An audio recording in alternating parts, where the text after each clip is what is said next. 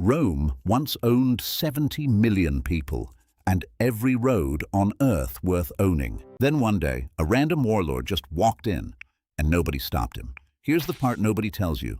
Rome saw it coming for 200 years. Everyone thinks Rome fell in one battle.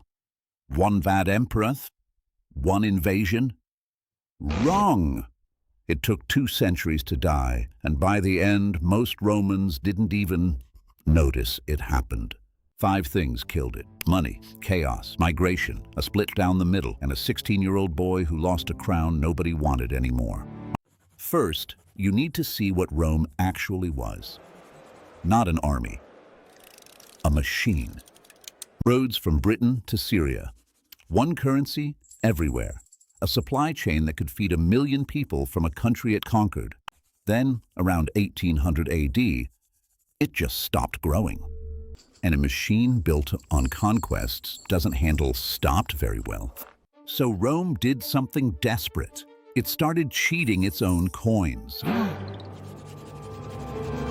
Watch this number, 90% silver under Augustus. By 260 AD, 5%. That's not inflation, that's collapse. And once people stopped trusting the money, they stopped trusting everything built on top of it. 50 years. Name. Historians. The crisis. Over 20 emperors. One 50-year stretch. Almost none of them died of old age. Here's the pattern. Every single time a general gets popular, his troops crown him, he marches on Rome, kills the last guy, and gets killed the same way a year later. Average reign of a Roman emperor right now? Under 2 years. 2. And while Rome is busy murdering its own leadership, guess what nobody's doing? Defending the borders. Entire regions just left. Ran themselves for years. It took a handful of brutal, no-nonsense soldier emperors to hold it together. But here's the catch. The Rome that survived wasn't the Rome that went in. It came out harder, colder, more militarized. In 285 AD, one emperor finally said the quiet part out loud. This empire is too big for one man. So Diocletian did something nobody had tried. He split Rome in 2. A few decades later, a new capital rises in the east, Constantinople. And that one decision, arguably the most important real estate move in history. Here's why. The East got the rich half. Egypt's grain, Syria's trade, real money. The West got Gaul, Spain, Britain, Italy. Gorgeous and broke. One side, rich, compact, easy to defend. The other, poor, stretched thin, wide open. From this exact moment, the two halves are living completely different futures. The East survives another 1,000 years. The West, it's got maybe 150 left. Watch what happens. Now add outside pressure. A nomadic force out of Central Asia. The Huns starts pushing west, fast. And every group in their path gets pushed too, straight towards Rome. In 376 AD, a massive wave of Goths shows up at the border, terrified, asking for protection. Rome says yes. Not unusual, honestly. Rome had absorbed people before.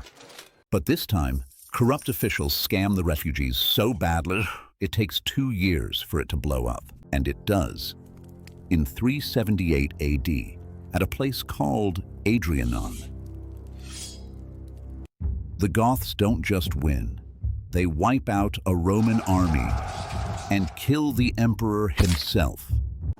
Historians at the time said it was the worst defeat since Hannibal, 400 years earlier.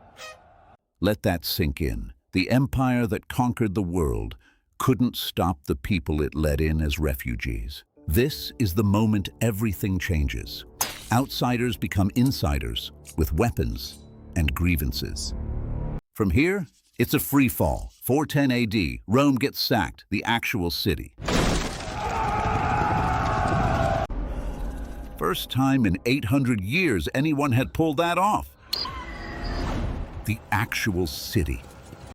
People at the time said it felt like the whole world had shaken. 45 years later, it happens again. This time it's the Vandals. And they don't just sack the city. They take North Africa first. Rome's entire food supply, gone. By now, the Western Roman Empire controls basically Italy. That's it. Britain's already gone. Spain and Gaul are run by foreign kings in everything but name. So here's how it actually ends. 476 AD. A 16-year-old boy on the throne. No army of his own. A general just walks in and takes the crown. No battle, no siege. Nobody even called it the end at the time. There was no funeral. It just stopped existing. Meanwhile, the East is thriving. Constantinople's still standing, still rich, still full. It keeps going for another 1,000 years. 1,000 until 1453. Same empire, same religion, same laws. So what actually made the difference? Geography, wealth, and a border that was actually possible to defend. That's it. That's the whole answer. So what really killed Rome? Not one king, not one battle. A currency that quietly bled out over 200 years. A political system that couldn't peacefully transfer power. A border 6,000 kilometers long, defended by fewer and fewer soldiers. Rome didn't fall to an enemy. It ran out of the things every civilization secretly depends on to survive.